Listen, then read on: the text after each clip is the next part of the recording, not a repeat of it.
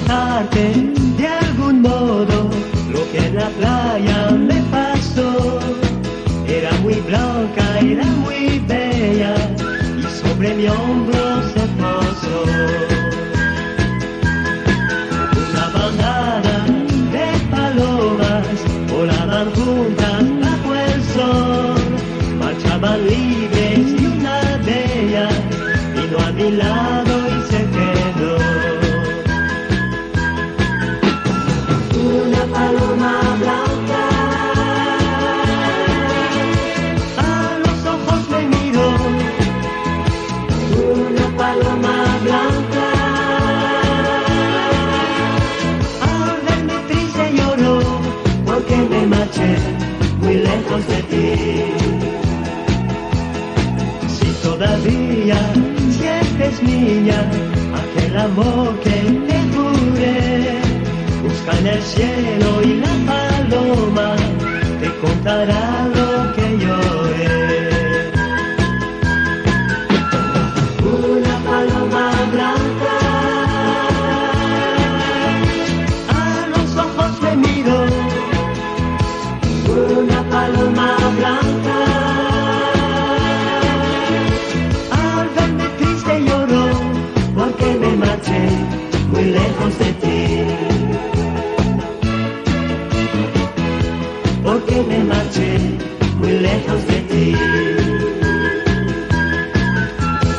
Una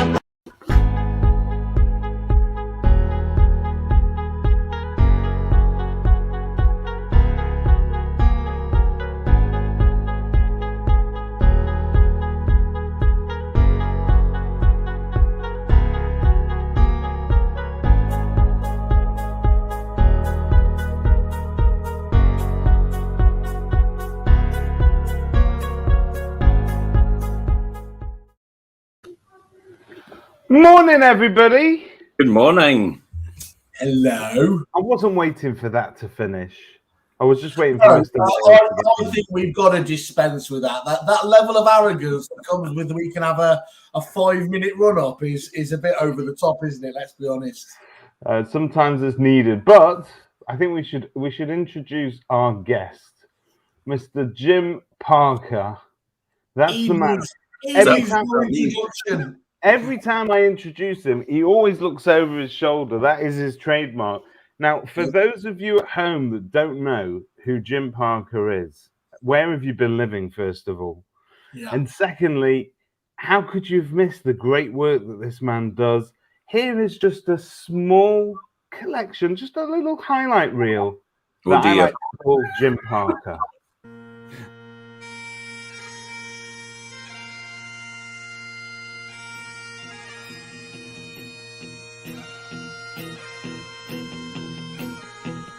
Wake up, well I know I'm gonna be the man who wakes up next to you. When I go out, yeah I know I'm gonna be the man who goes along with you. If I get drunk, well I know I'm gonna be the man who gets drunk next to you. And if I haver, yeah I know I'm gonna be the man who's havering to you. But I would walk 500 miles and I would walk 500 more to be the man who walked 1,000 miles to fall down at your door. When I'm working, yes I know I'm gonna be the man who's working hard for you. When the money comes in for the work I do, I'll pass almost every penny on to you. When I come home, oh I know I'm gonna be the man who comes back home to you. And if I drove, well I know I'm gonna be the man who's going over you. Ladies and gentlemen, Mr. Jim Parker, the man from the telly. In the 1980s, we marketed properties like this. In the 1990s, we did it like that. But now, it's 2022, we do it like this.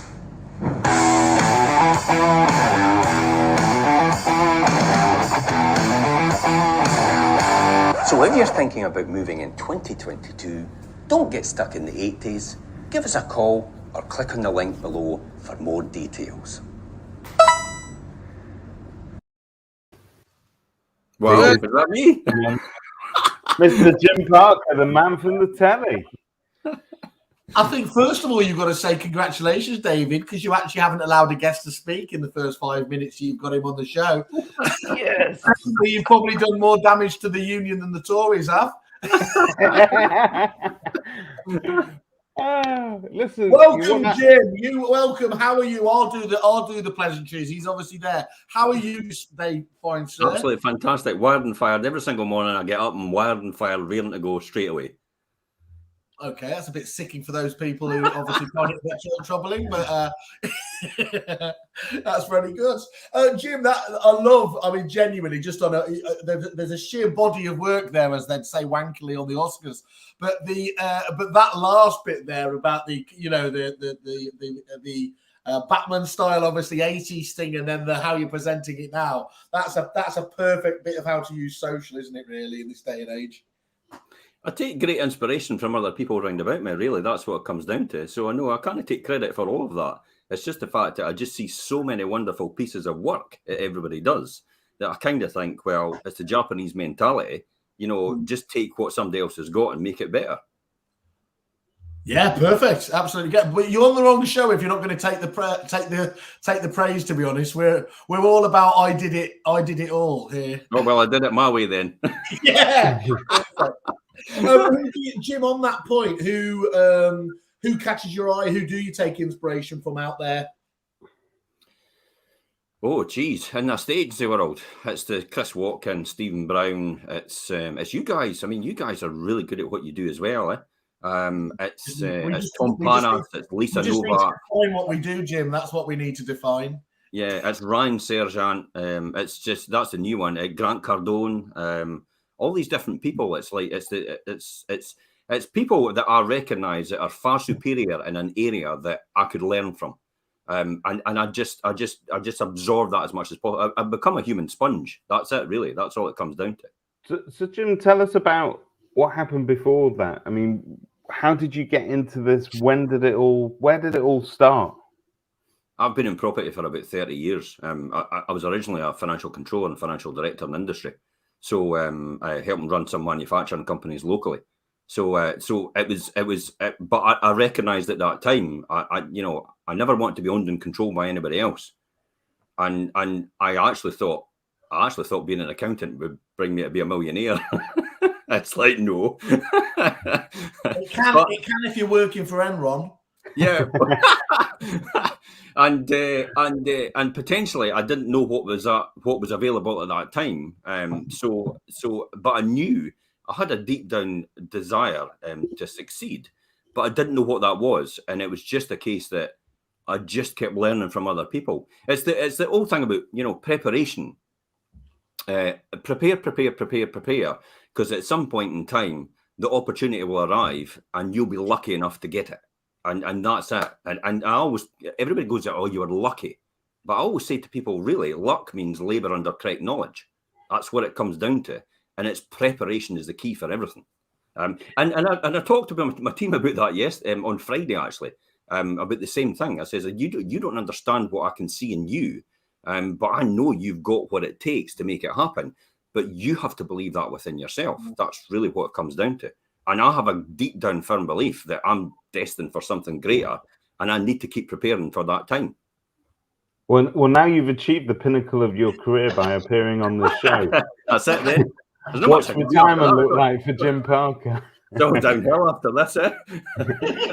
but Jim, I think the hallmark of your agency and pretty much everything you do on I mean, I jokingly refer to you as the man from the telly, because if there's perhaps one person I see more on the screen than I do myself or Mr. Whale, it's you. You're everywhere at the moment. Everywhere you turn, you're running community stuff. You're literally running across the country. You are highlighting all the good works that go on in the places that you serve. You're interviewing local people. You run what I would call general interest shows. So you don't necessarily go in there saying, I'm Jim Parker, best estate agent in town, please use me to sell your house. But you're telling them about what's going on in the wider market. You're doing stuff on just different topics that grab the attention. You really have leveraged video more than perhaps anybody else I've seen, certainly anybody else I've seen in Scotland. So tell us, like, there must have been a point at which you decided, that's it, I'm all in on video.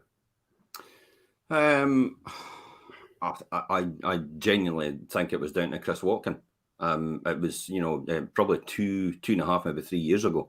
I saw something that Chris was talking about, some video course, and I thought, this is something I probably want to go to. I definitely realised, probably my experience from Century 21 back in 2010 was a revelation as well, because I used to go to the States for their conventions, and they were using video like normal practice.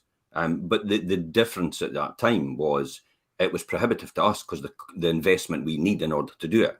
We didn't, because we hardly get anything. You get 7% for selling a house over here. We get between 1 and 2. So you can't afford the investment of what they were doing in 2010. But as technology's advanced and it's got a lot better, and you can literally be on television now, right now, as we speak, like what we're doing right now, for a fraction of the cost. And so it was something I always wanted to do from 2010, and I did start doing something like that in 2010. A lot of the stuff people are actually using now, I did in 2010, but it's old technology now to me. It's way in the past. So it's bringing it into the forefront now, and being able to the cost for entry is so minimal now. It's so simple to do. And so you've become a household name within the industry, and I think a lot of agents are sort of looking to you as an example of what can be done on a local basis. But we don't know what goes on in Fife. Tell us, what's the net result of using all of that video? Like, what does it feel like to walk through Fife on an average Sunday? Do you get recognised? Are you the man from the telly? Well, I was standing in the queue yesterday at Silverburn at the local park, and someone actually stopped in the queue and went, "I recognise you're the guy from the telly." And it's like, and I'm like, "Aye," and I immediately just I just accept it. It's like, but I don't revel in it, to be honest.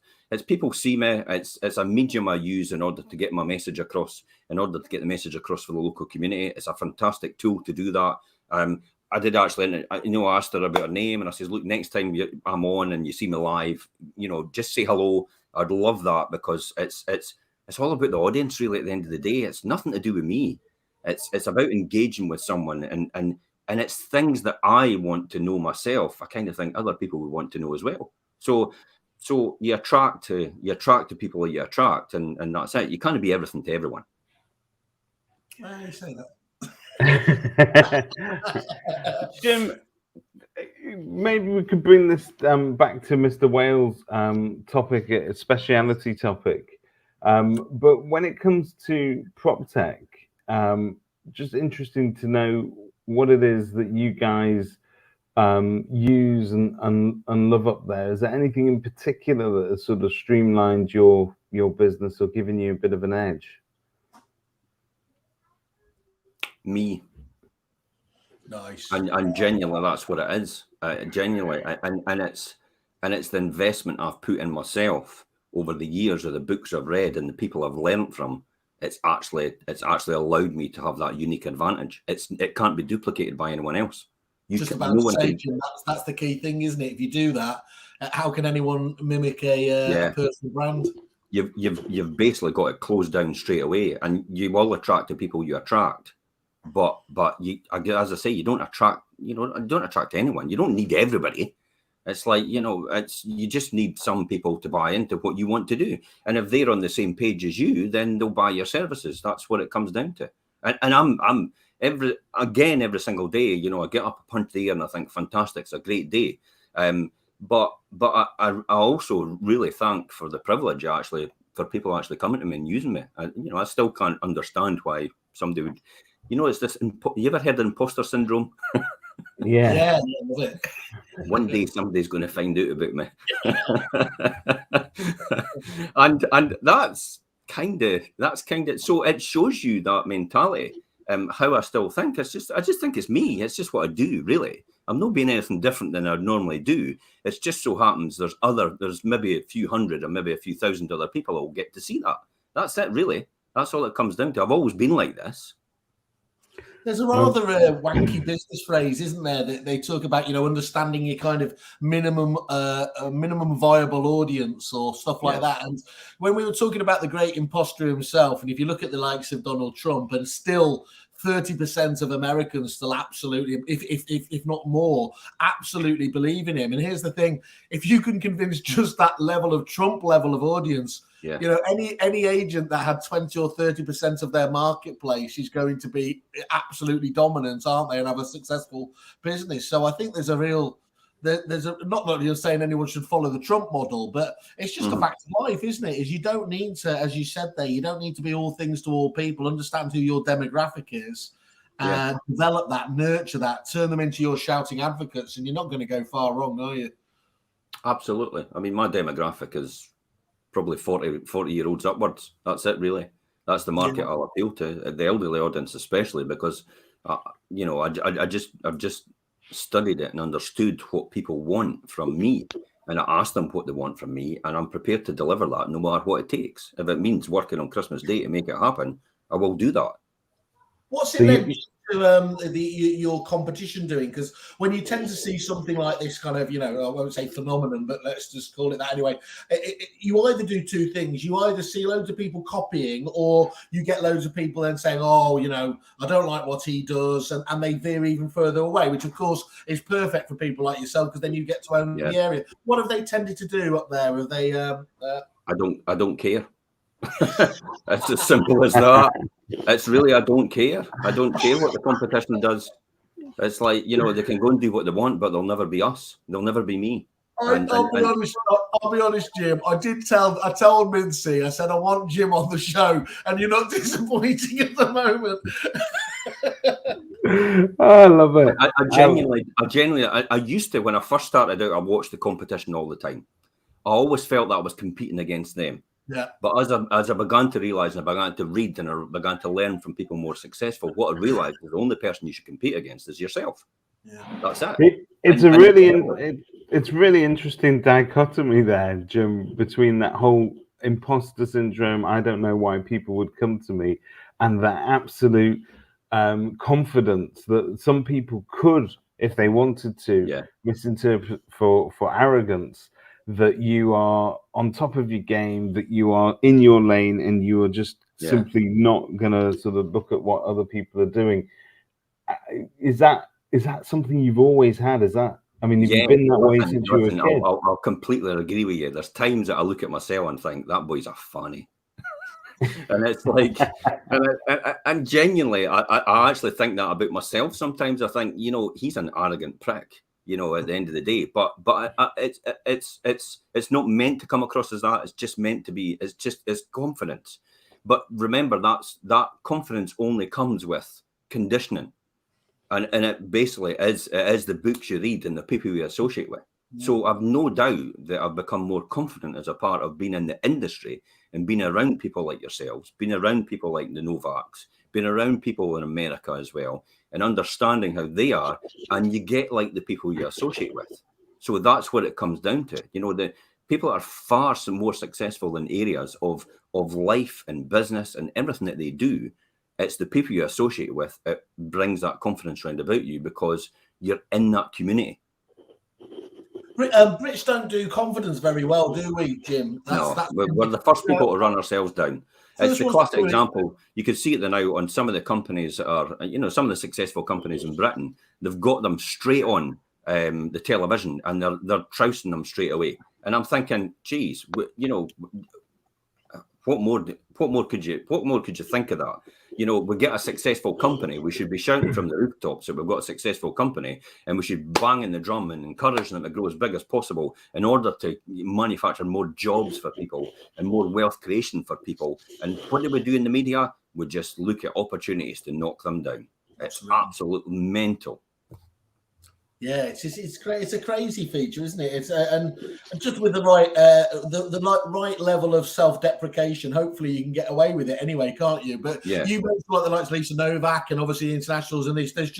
There's not even a thought, is there, about presenting that confident image and everything else. And if what we know, everyone tells you about business is that you want expertise. That's why you're coming to people like your good selves out there. If you can't have the confidence to put that across, you're always going to be selling yourself short, aren't you? Which is a crazy, as David used. I can't believe it's the first time we've used dichotomy on this podcast.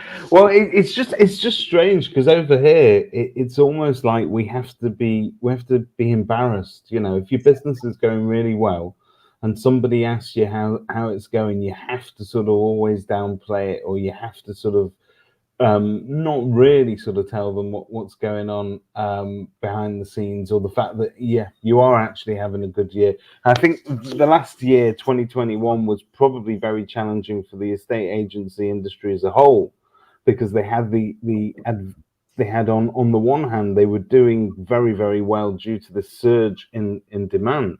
On the other hand, we had that double embarrassment of being the only industry pretty much that had a bit of a kick after COVID. So it's been a very challenging year for people being self-confident, put it that way. I think you're always going to have somebody that's going to come out the woodwork and rain on your parade. That's always going to be the case. You're just going to have to accept that. Tell you what, though, you've got to love the trolls, because at the end of the day, the trolls are actually the people that actually push you out to the wider audience, because not everybody else around the circle is going to agree. They're the most engaged, aren't they, Jim? By definition. Absolutely. They want to go on about you all the time. They'll maybe post on it. And then the great thing is when they post on your post and say something, it's like all their friends get to see it. And their friends probably don't think the same as they do. And as a result, what happens is you get exposure as a result of that. So the trolls, I've got to thank them all. Everybody love the trolls. But maybe we should come up with a troll service, David, at Kerfuffle, and sort of outsource troll service. Well, if your videos aren't doing very well, we can just sort of comment on them and just be really sort of abusive. Chris Watkin actually said if you stick an angry face on somebody's video, then you get more traction. So we were all going about putting angry faces on each other's videos. Jim, do you, just on a practical level, though, if somebody else does get trolled, what's your approach? Do you face them? Do you ignore them? Do you take them head on? What's your approach with these wonderful trolls? I'll look to see where they come from. If they're not local to us, it's ban and delete. Okay. You're out of my life, pal. Beat it. So not look where they come from, as in follow them home, take photos. No. Just have a quick look at their profile or the rest of it. If it's somebody that's, if it's not anybody that's any relevance, it's like they're just bitter with life. They're obviously bitter with their own circumstances, and they want to take it out on the rest of the world at the fact that they've had the wrong end of the stick. But the reality is they don't know the only person to blame is the person sitting right in their seat. That's it. And they'll never know that. I always, there's some people will like this and some people will not like it. But there's a well-known phrase from a really successful Canadian Century 21 owner who was a multi-millionaire who owned the major master franchise. And he says, pigs don't know, pigs stink. That's the reality. And he's got a fantastic book called that. It's and it's true. So you've got to take that into account. There's some people that can never be helped because they just don't want to be helped. They just want to see the world burn regardless of the cost. Yeah. I work with a couple of those people. It's particularly when I wake up on a Monday morning, I check my TikTok and it's Simon Whale just sauntering across the screen in the All Together. I think, Why? Hey, listen, you've got to take your hat off to him because it's absolutely fantastic. It really, it's a masterclass in marketing, put it that way. Because he draws you in, doesn't he?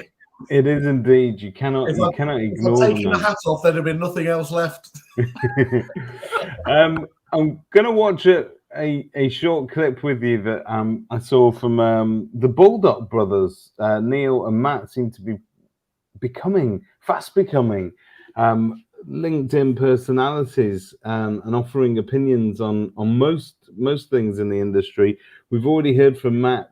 This week is Neil. Here you go. Okay. Good morning, everyone. I just want to talk about Proptech today and technology within the property industry, because it's a real buzzword, and we're all always looking for that next new shiny thing that can help us to run our business and revolutionise our business and create efficiencies, etc., etc. But what I often find is people implement the Proptech within the business and then just rely on it. And what I want to get across is that Proptech is just a tool. It's a tool to run your business, and it's a tool to create efficiencies and help you to reduce staff costs, of course, and or just create general efficiencies in the way you do things. So what happens is, and we employ a lot of Proptech in this business.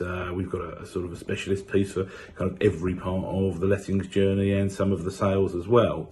But what I sort of find is people will implement the Proptech and then think it's the Proptech's responsibility to do the job. And actually, that's, in my opinion, that's the wrong view, because really and truthfully, it is just a tool to help you to do the job and to create the efficiency.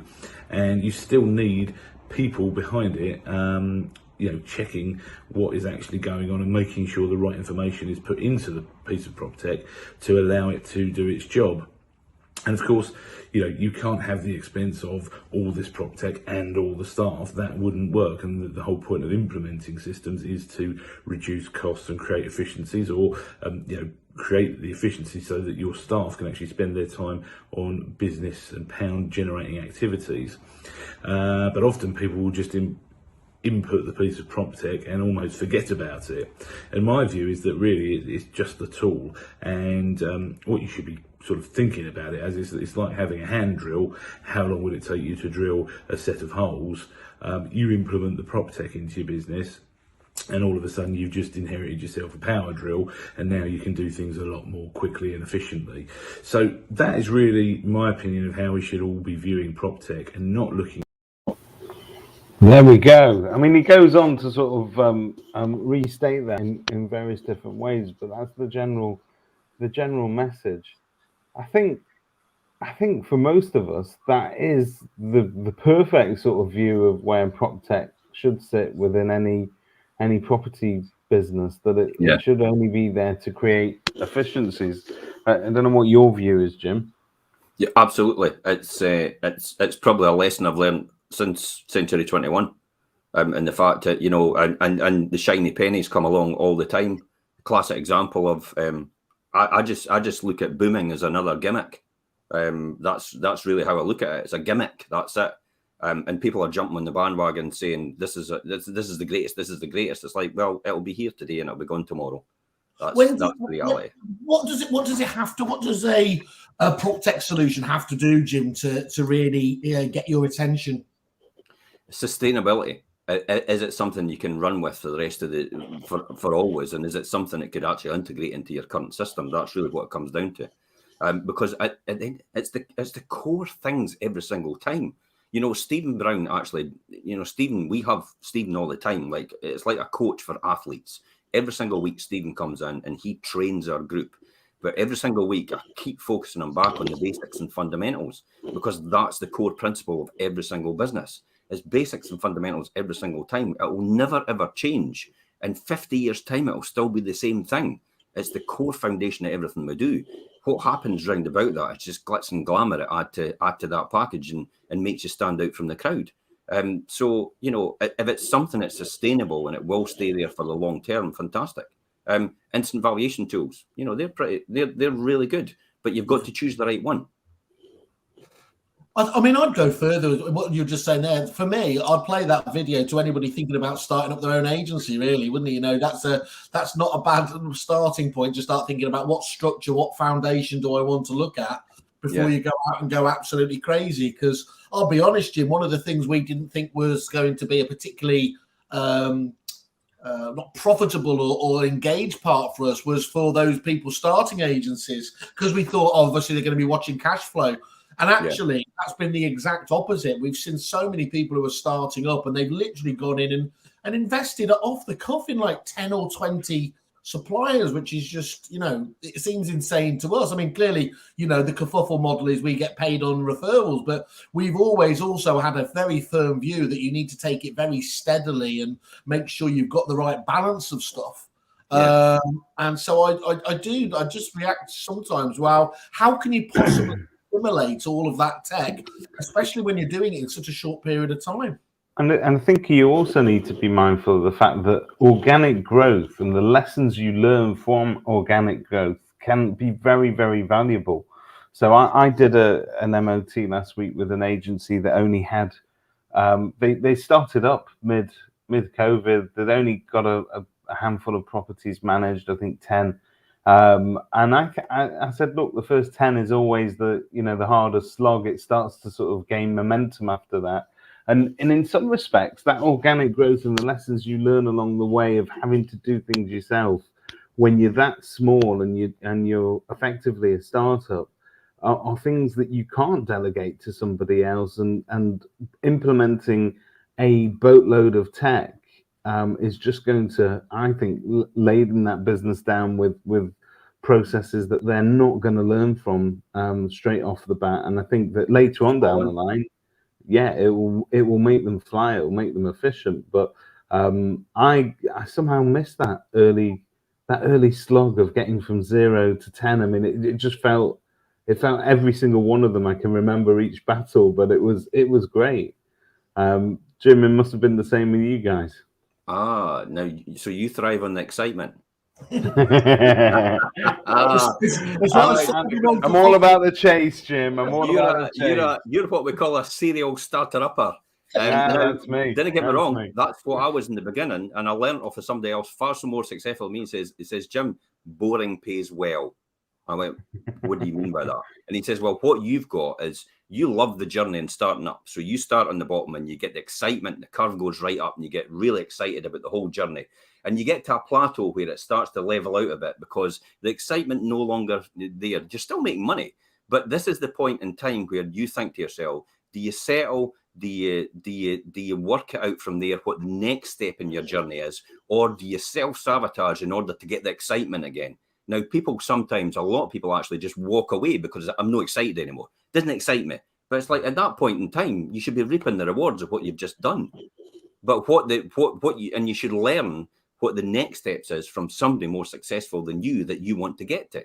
And that's where a lot of people battle it out. And I've learned to become bored because it does pay well. There's good money in being bored. Yeah, I suppose that there's something in that. I think a lot of agents are like that. They love that thrill of the chase. That's why they get in it. That's why people love a estate agency. It's like there's loads of people like that. Oh, I love looking around houses, and it's like that's not what we do.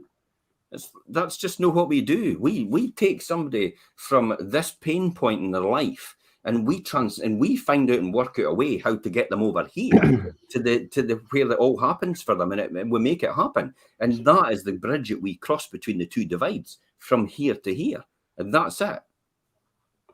Going to share a little bit of news with you guys from this week, just to review, because it's I suppose a little bit controversial, but also what makes this a bit peculiar in a slow news week. This was probably the only story that I can remember, and it's probably the only time that I've ever had anything really positive to say about our purple friends. But here we go. So this is the story of Purple Bricks removing a listing after the owners, who I think were very devoutly Christian, refused to show a same-sex couple the house, and they went so far as to sort of quote words from the Bible when they rejected them, as it all being a sinful desire and a shameful act, which obviously has no place today. And I was quite almost sort of, I was just reading this article wishing that Purple Bricks are going to end the story nicely, and they did. And I think Purple Bricks have put out one of those statements where they say they're proud to celebrate diversity and so on, and also they have released the vendors from their obligations and refunded whatever monies that they've paid. I don't know whether this is an elaborate PR exercise, dressed up as a heartwarming story, but certainly the comments section was on fire, and our friend Agent PB, who never has anything good to say about Purple Bricks, found himself really in a very difficult place. But I'm just going to fast forward to almost the very last comment that was left by an agent called John Murray, who did a similar post actually on LinkedIn, and I think this sort of sums up my view of it. He said, I saw a post today about a Christian couple refusing to sell their home to a same-sex male couple. Just putting it out there regarding my personal biases as an estate agent and fellow human being. My son Jacob is a gay man, and last year we had the most wonderful day towards the end of last year where he married the love of his life, Connor. My only daughter Lydia is in love with a black man whom we love unconditionally. My eldest son Jamie is in love with a lovely heterosexual girl called Emily. I think as a family, we have most bases covered here. 2 of my children work at the NHS 111, helping people. My eldest is a musician, as is his girlfriend, and they bring musical joy and life to people on a daily basis. Oh, and by the way, I too am a Christian, just an inclusive one, I suppose. So I rather like that. That, you know, not your average troll right there, but there's a lot of love there, and it's an interesting sort of talking point in terms of what discrimination might mean for agents nowadays. We've come across it in the past. It does exist out there where people have different viewpoints, and certainly you as an agent, you're not allowed, and you're required to not tolerate them. Yeah. I don't know if you fellas saw this. I did, and I was going to treat it with my normal level of seriousness, and you know, it has all the makings of it. If you were to go with where I normally start, almost like a League of Gentlemen sketch, doesn't it? With this kind of firebrand religious couple taking out, I was imagining these outrageously camp fellas kind of winding it up and everything else. And then I thought it led into the stereotype where the fella said, you know, he admitted he thought it was a joke himself. And then he was upset and angry and fell into the stereotype of phoning his mum. But I then came back and I thought, it's horrific. It's absolutely horrific in this day and age that, you know, they can actually have their dreams, and it shows that that all these bigotries that, you know, we used to think we were actually getting rid of and educating, whether it was Trump, whether it was Brexit, they were literally that we weren't educating people there. They were literally just they realized they weren't allowed to talk about them openly. And I think one of the most distressing things about the last 2 or 3 years is that people have felt with these bigotries that actually now they are okay to come out, and you know that the whole woke thing is kind of you know, you just get away with saying, oh, stop being so woke about everything. But it's pretty shocking, isn't it, in this day and age? The only thing I would say about Purple Bricks is did they actually give the money back to the vendors, or did they just take the listing off? Because that would have been No, so there was much comment online about what Purple Bricks should do with this money. So a lot of people, if you read the comments, were saying, "Look, don't give the money back to these vendors. Don't reward them effectively. Take the money off them. Give it to a charity. Make it go to something that's inclusive. Make a point of it." That's what I would do. I'd have bought some outrageous pillows. I know exactly what you would have done, Mr. Whale, and you would have wreaked havoc on that little village there. Jim, you would have taken the money and given it to a worthy cause. I would have found the nearest charity that is inclusive and gay and everything like that, and given it to them because they deserve it. And it's but if I did, and I'll make a call out straight away because I have put this on my channels anyway and shared it with people. If that's your way of thinking, don't come to me to sell your property. That's the reality. I'm no interest. Oh, Mr. Jim Parker, ladies and gentlemen. Yeah, I do genuinely love that. And I think this is I think we've all been there, haven't you? Whether it's a racist taxi driver or somebody stuck in a pub and they think that they're going to get you on board and they start telling you outrageous, bigoted opinions on whatever it is. And actually, you know what? I know myself, I've done it, and I know loads of my friends have done it, where you don't want to have the argument. It's just a dickhead, so you stay quiet. And I think one of the things that I have been challenged on by many, many people and friends now is that you realise that if you remain quiet, you're actually a little bit complicit. And it takes courage to do, but you've got to stand up to these people and those opinions, because otherwise that education piece we were talking about never really happens, does it? Because they do think that at least people, they might not be supporting their vision, but they don't have a problem with it. And if they do realise that actually the vast majority of people have an issue with these outdated beliefs, then hopefully we're going to finally get round to them. Mm-hmm. I agree.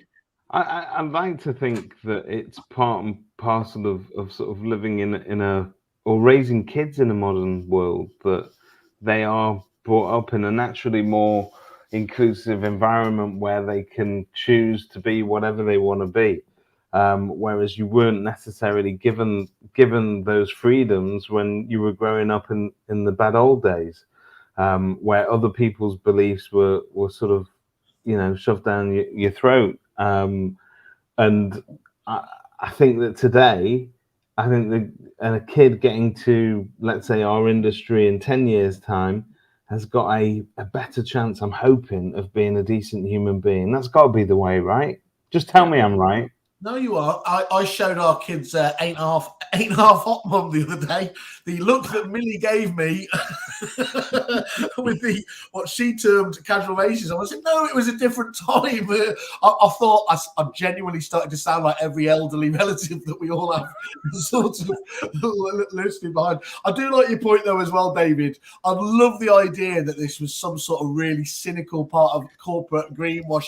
Next week, we're going to see someone, somebody saves a dog or something over at that particular agency, and just keep coming out with more positive stuff. If you've been in that type of industry and you've been at board level, then straight away that's PR, and that's all it comes down to. Because I've sat and watched across the board table, certain decisions being made, and why is our profits bad? Well, what can we blame it on? What's happening in the economy we could actually blame it on now?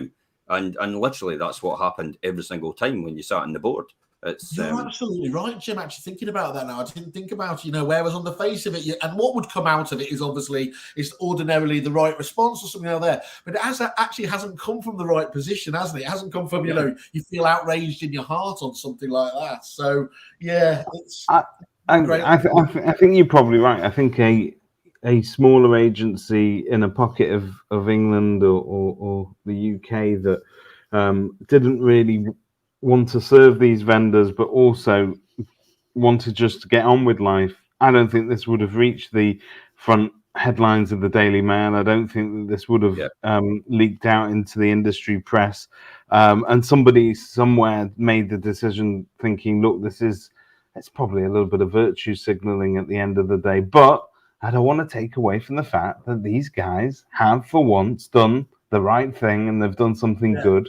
And if they think they can milk it for publicity, fantastic for them. I think it's going to take more than that for the public to fall back in love with them, if they ever were in love. But certainly it's something. Yesterday when I was discussing this with with Megan 18 actually, and she said that discrimination within our industry, if you like, sometimes has been, it's not been as obvious as that. So when you talk about sort of renting out houses to DSS tenants, for instance, as we used to call them back in the day, that again was one form of almost blanket discrimination that happened day in, day out. Now it's less prevalent, where you just simply dismiss somebody because of their economic circumstances and say, look, I'm sorry, I just don't deal with, my landlords don't deal with people like you.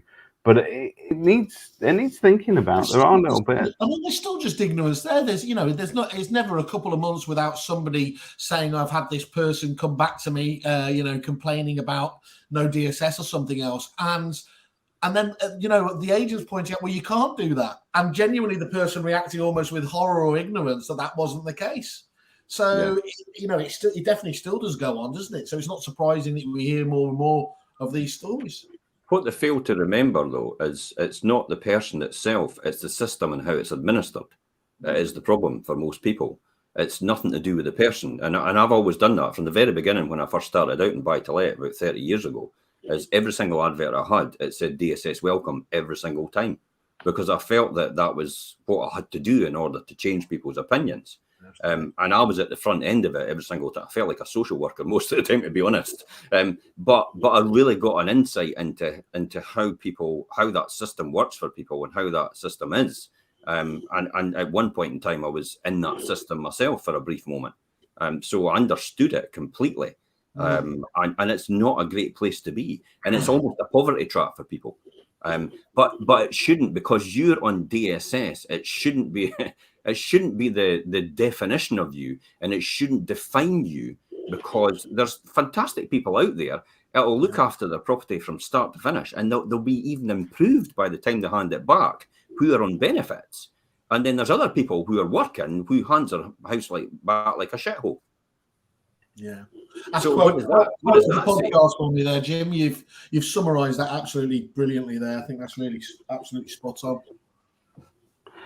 Fantastic. I've got to say though, there are not genuinely, unless I've never really heard of it, but there are very few incidents that kind of come to the fore like this. And on the whole, I would like to think, and I think Megan probably likes to think this as well, that our industry is probably lead, you know, as service providers that cover most of the members of the public in all different communities across the whole of the UK. I think we've done a fairly good job of making sure that we are, you know, open to being as inclusive as possible, and making sure that things run along nicely. But here we go. Here's Megan. I agree with you, Jim. The system's flawed, but I do think the stereotypes of those who are in need of the system are all tarred with the same brush. Look at J.K. Rowling. She wrote Harry Potter whilst on the system. Yeah, exactly. Can I just disagree with you again, though, Mintzy? That was story of the week, because there was one that jumped out at me that you'll understand why this got my attention. I was going to hope you had a segue to something. So go for it. Living near a butcher could boost house prices. This is the sort of demographic. This is the sort of stuff that, forget all your private schools or whatever, your grammar schools and everything else there. Living near a butcher, says Winkworth, they have a butcher's index as a light-hearted way to define a super suburb, which means that Hereford must be some of the most expensive property in the country, because I seem to remember there was about 7 butchers just on the high street there when I walked up it. Well, don't you think I love the idea that sort of boutique. So your proximity to a good pork sausage is what now makes the value of your price go up. Now, hang on a minute. Were you being a bit dirty there? Was that your euphemisms again? Again, that's unsurprising. I've managed to lose another demographic on our show. I think that if you were to look behind what they're actually saying, other than being, again, in a very slow news week, that will become a headline. Yeah. I think the actual sense behind that is, and I think Jim probably find this, that villages and towns that have traditional local shops that you can walk into where you're served by an expert. So, you know, if you want to just get any cut of meat and you don't care what it is that you're eating necessarily, you can go and do that at a local, a big chain supermarket. You go in, you buy your meat, it's going to be cheaper. Some of it's good stuff, some of it's a bit rubbish. But if you want to go in and deal with... You eat most of it though, yeah, Dave? Yeah, well, yeah, the kosher bits. But if you go in and then you go into a specialist butcher, these guys will know their craft intimately. They will know all about the different cuts of meat. They'll ask you what it is that you're cooking. They'll maybe give you some tips of how I've to never do seen you it. so passionate on anything we've discussed on this podcast. I just, I know, but and the reason. If there was a fishmonger, genuinely, this is how bad it is. That to me it would genuinely be, a massive decision in me buying a house. I think you are right. I'm not going to start going on about. If you're a foodie, or if these things sort of matter to you, and it's in the same way that we're trying to change the sort of perception of our industry by adding value and saying, look, I'm not just here to flog you a house. If you want to just buy a house off Rightmove, you can go somewhere else. But if you're interested in knowing how close it is to the local butcher or to the local school and why it is that you're going to want to live here, I don't need to tell you that. I'm going to talk to the man on the ground in Fife, Mr. Jim Parker. What do you got to say? It's customer experience, isn't it? It's there's a, you could look at the high street right now. I talked about this yesterday and something else to someone else about this. But the ones that are winning are the local villages, because they have that genuine customer experience, like you said, David. The ones that are winning at the other end are the supermarkets, because they have the volume discounts. The ones in the middle and the high streets are lost in translation, because they've got no definitive purpose anymore. The high street should be an experience for people. And it should be an engaging experience. If you want to buy anything else, you just go online and buy it. That's the reality. So it's just like a estate agency. People will buy the volume end, which is the Aldi's and Lidl's, which is Purple Bricks, which is the big volume agents like Your Move and Countrywide and all the rest of it. And then we're at the other end, which is the Marks and Spencers, the Waitrose end as well. And then there's a middle, which is Asda's, Tesco's. And you find there's a lot of people in there now in the middle. They have no clear proposition about what they want to do and how they want to get there. And they find themselves struggling every single day for business. Yeah, the famously Sainsbury's and Tesco's didn't know where to really place themselves, did they? Got caught. Being caught in that middle ground is never great, is it? Where you're, dare I say it, bland. And, our friend Seth Godin and his Purple Cow, it's all about standing out and developing, I suppose, taking us right back to the start of this podcast, isn't it? About understanding who your demographic is and working to develop that, rather than trying to, I think in my old world, people know my background, obviously there. My mistake was in the early days, we did try to pretend that we were for everybody, for smaller agents. And the simple truth was we tended to, at that time, have a proposition for the mid to larger agents. And the problem is you just water down your pitch, don't you? Because you try to be so bland with the messaging.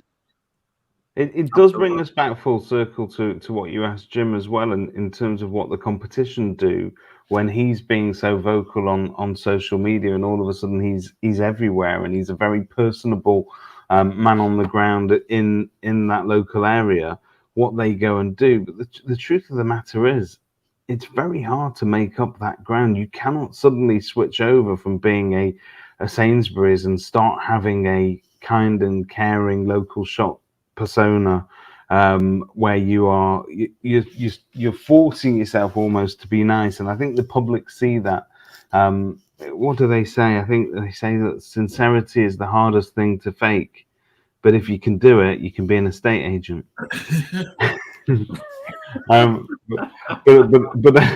But I think genuinely, I think that's where it's at. I think sometimes the ground in between, say, where Jim is and where a large chain supplier would be in terms of estate agents, is so vast, and you can't just make that up by doing simple campaigns. You really need to get your hands dirty and get ingrained in those local places. And I'm not sure local people will open their hearts and their homes to big corporate entities. I think there is, certainly coming out of COVID, there seems to be this focus on supporting local small businesses. And certainly, I think this is bringing it back to your pork sausage. I think if I could be so bold, I think this is what it comes down to. The public do actually care where they spend their money, and if they have to spend their money, why not support local businesses? Can I suggest they always talk the talk, didn't they, about small business? But it's probably only now that they're actually really genuinely starting to practice it and do. We've all been there and seen a particular restaurant disappear. That and you think, well, I really like that, but when was the last time you went? And so people are remembering that these things, if they are going to survive, you obviously got to back them, but. I don't know what the message is. So the message is, don't put a post on social media saying that you support local business, because I'll tell you what, your actions will speak louder than words. And that's what it comes down to. And I felt that if I needed to do that, that's why I need to get out there and do something about local business. Hence the reason why I do a lot of blogs and vlogs about them. Because I just love to know what other people do. I just love the transition that they took in order to take that. I mean, look at the girl from Cake Lab. It was local to me. Cake Lab. Where did that come from? Well, I was a scientist in industry, and it was like, what? You were a scientist, and then you became a cake maker. It's like, when does that come? That's how many times have we heard that story? That's unbelievable when you think about it. And for me, that's a brilliant story. I love that. And that's why I would love. That's why I think everybody else would love that as well. And that's why I do what I do, for that reason. Because it needs those. What's the point of me doing it? It needs somebody to tell those stories, though. And this is probably a message to any estate agent out there. These people are not necessarily going to go and tell their own stories. They're terrified. And if you can help them to do it, it'd be a brief interview. If you can drop down and see them, you will get that message out into the wider world that this is a local business worth supporting, but B, you're informing the world what that journey looks like, and that perhaps inspiring the next person to go ahead and take the courage to do it themselves, if they've got an idea. And I think the time is now. I think there is no time like the present, whilst we're rebuilding and our government seems to have better things to do with its time than actually help us do that. We need to do it ourselves. And that means supporting each other, and that means supporting our local industries and local retailers. So that's Mintzy's message of the day. Thank you for joining us. Yeah, thank you for the sermon. If it is to be, it's up to me. That's really what it comes down to. Yeah, that's a really great message, isn't it? And actually, just before we, I want to say as well, congratulations out to Robert May, obviously, with his deal with CoreLogic. Robert's been in the industry as long as anybody has, and he does try to do the right thing all the time. And I think it's great to see his business. And I've been saying it for a while. I don't know if you remember. A lot of people don't really know this CoreLogic, but I've been saying for some time that I think they've got a massive part to play in the tech scene going forward, seeing how big they are in America and where I first saw them as well, and over in Australia. So it'll be very interesting to see how that proposition develops under their core offering. I think whatever your views of Robert May are, or his technology, or what he's been working on, you will not find a better example of almost like a true zealot for our industry. He really stands up for the little guy most times, and also pushes that message of everything that's good. Nice to see the guy really sort of take it somewhere, and look forward to seeing good things to come. Mr. Jim Parker, I'd like to thank you on behalf of the industry. That's my role now. I get to thank people for their work. Best show ever. I tell you what, there's a hard act to follow. Well, you said it best yourself. Anything can and will happen on these podcasts, and we do this entirely unplanned. But I'd like to thank you for joining us, because you are one of I think you tend to support everything that we do, and I see you on commenting on basically every industry podcast that goes live, and you walk the walk and you talk the talk, and there's not many that do. So much love. Yeah. Thank you. I appreciate that. And on that loving note, official friend of the podcast. There you go. I tell you what, I'm quite privileged. Am I the first person then? I think so. Yeah, you are, but don't worry. We will reuse the shit out of this to go back to the start of it again. You watch us tell everyone from now on, friend of the podcast. Anyway, Jim, thank you very much. I think genuinely what you're doing out there is, as you said, you can't recreate what you're doing, what your personal brand is. Mr. Watkins, who kicked you off, as you said there, you've run with his theme, but you've really created the niche and done your own thing. And I think that's Jim, what it's about. Before we go, we've got occasionally we get odd requests from people that are watching that are too afraid to put them in the comments, and they text me privately. Could you say the word Waitrose again, please, for Megan 18? Waitrose. Oh. Is she swooning with that? Oh, smouldering. Excellent. Well, I think that's coming to a very different show, but we've done our part for Sunday. Hope all of you have a fantastic day and look forward to obviously kicking off the week perfectly tomorrow. Jim, once again, thanks very much. Mintzy, you have a good day. Take care, guys.